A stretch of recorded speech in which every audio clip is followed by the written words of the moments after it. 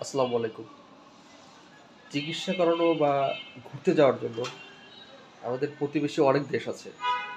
যেমন আপনি যদি ঘুরতে যাওয়ার কথা বলেন তাহলে হলো শ্রীলঙ্কা, নেপাল অনেক সুন্দর দেশ। আর যদি চিকিৎসার কথা বলেন তাহলে আমি বলব থাইল্যান্ড, মালয়েশিয়া অনেক বেটার। তো একটা রাষ্ট্রকে একটা রাষ্ট্রেই আমাদের যেতে হবে কেন? এটা আমি মনে করি একমাত্র আমাদের আ ভ্রান্ত একটা চিন্তা, একটা চেতনা এছাড়া আর কিছুই না। অনেক দেশ আছে। একটু চোখ খুলে দেখলেই আমার মনে হয় প্রতিবেশী অনেক রাষ্ট্রই পাওয়া যাবে।